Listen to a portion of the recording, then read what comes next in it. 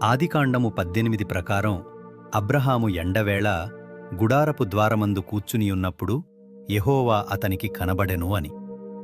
అతడు కన్నులెత్తి చూచినప్పుడు ముగ్గురు మనుష్యులు అతని ఎదుట నిలువబడియుండిరి.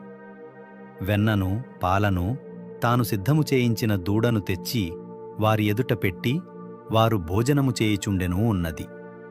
ఆదికాండము 18:2లో వారిని ముగ్గురు మనుష్యులు అని పిలవటం కారణం వారు అబ్రహాముకు మనుష్యుల్లా కనిపించారు. ఆదికాండము 18లో వారు బయటకు మనుష్యుల్లా కనిపించారు.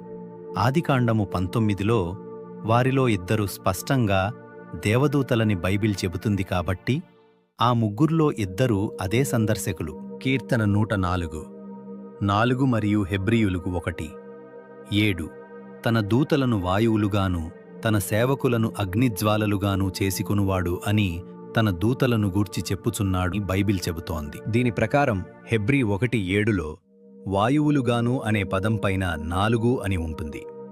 అదే పేజీలో కింద చూస్తే 4 దగ్గర లేక ఆత్మలుగాను అని ఉంటుంది. అంటే వాయువులుగాను అనగా ఆత్మలుగాను అని అర్థం. అంటే ఆత్మలకు శరీరం ఉండదు కాబట్టి ఆకలి ఉండదు మరియు ఆహారం అవసరం ఉండదు.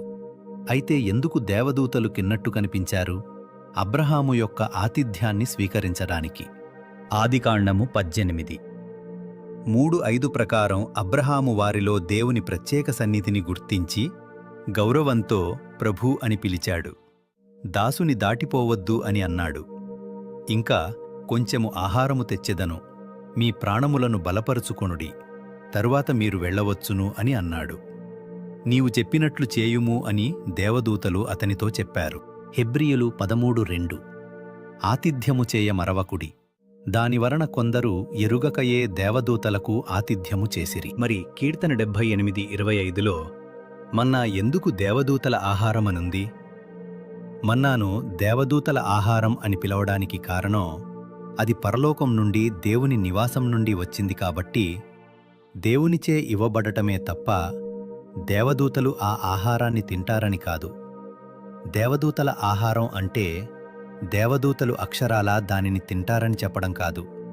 ఇది మన్నాను వర్ణించడానికి ఉపయోగించే ఒక కవితాత్మక లేదా అలంకారిక పద్ధతి. ఈ వీడియో లైక్, షేర్ చేసి మా ఛానల్ను సబ్స్క్రైబ్ చేసుకోండి.